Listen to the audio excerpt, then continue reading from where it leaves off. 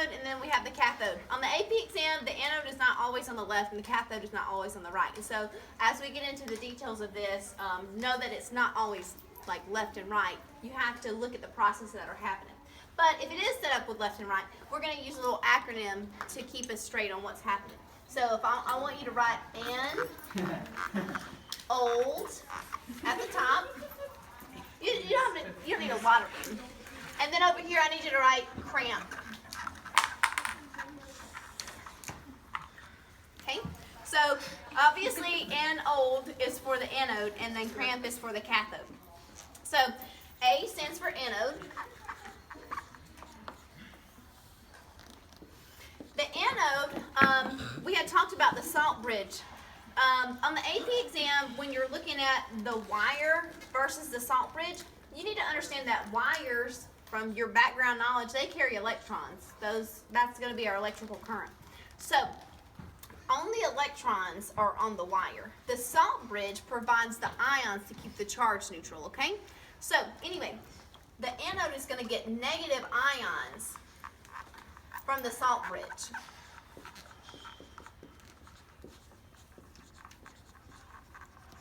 And the anode is where oxidation occurs. So this bar, this metal bar here that is made of zinc, it's going to be losing electrons. Oxidation is lost, right?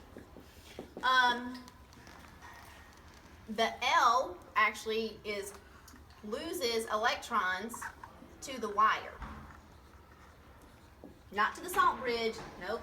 The salt bridge carries salt, which would be ions, okay? In an aqueous solution. The wire, again, is the electrons.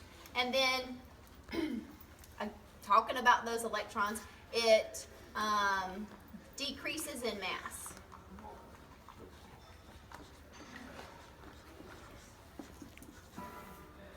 Okay?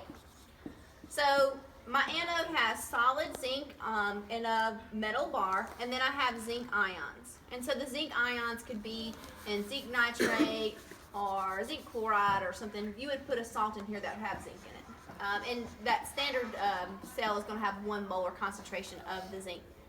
The cathode is for the C over here. And this is where reduction occurs. So these letters are everything over here opposite, okay? So reduction occurs. This accepts,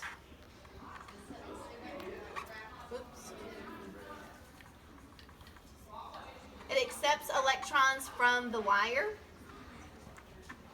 And this mass over here decreased, so this mass is going to increase. And it is going to get positive ions from the salt bridge.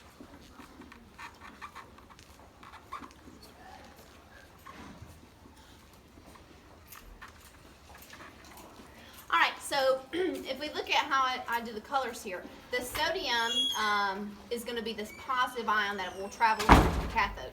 In the cathode, I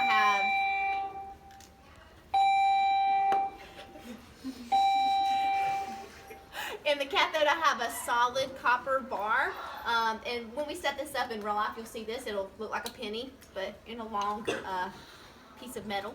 And then I have 3 copper ions, and so these are copper, 2+, and these are zinc 2+. Okay.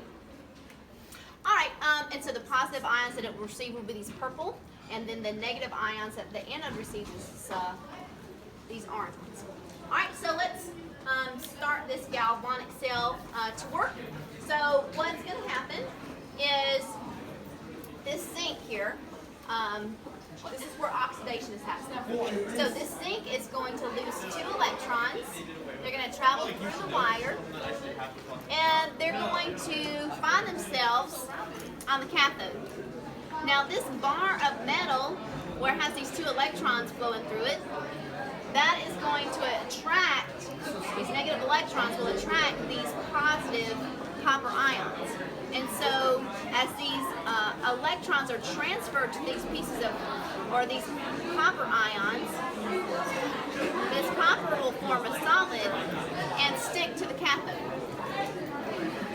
That's why the cathode mass increases. Now, what just happened here here, I started with 3 positive ions, and now I only have 2. So I need to help to keep this charge neutral by sending some positive ions from the salt bridge. And really, we'd want to have 2. I don't have that many of sodium, so we'll just put 1. All right, so this zinc, the zinc that lost the 2 electrons, it will no longer be a solid and be part of the zinc bar, and so part of the anode, and so it will go into solution. Well, now I have extra positive ions in the anode, and so some of the nitrate here will travel into the anode to help bounce the charge, and that's why the anode gets negative ions from the salt bridge. So as this continues to run, the electrons again will go through the wire. Electrons do not go through the salt bridge, they go through the wire. And as they arrive at the cathode, the positive copper ions will be attracted to them. And then, again, that is why the cathode's mass is increasing. And when you did your homework, you saw that the anode gets corroded and looks all brittle and smaller, and then this one actually has mass added to it.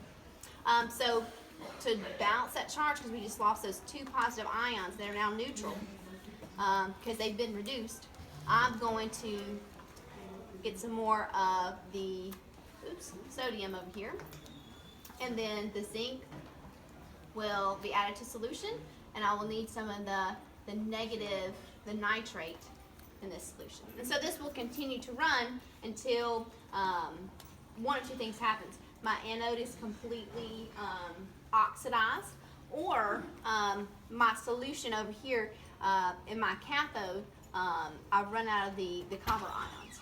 Okay, and so when we talk about a battery, this is a battery. This happens without outside intervention. So this is thermodynamically favorable. This has a negative Gibbs free energy.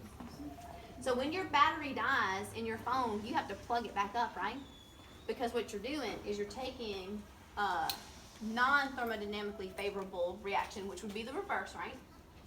And so to make that happen, you have to put in work. You have to supply the Gibbs free energy for the reverse reaction to happen. And then when your battery runs, it runs the way that it's thermodynamically favorable. And when you charge it, you're doing an electrolytic process, which is not thermodynamically favorable and would have a positive Gibbs free energy. That Gibbs free energy is coming from you plugging it up. And that's how your whole world works.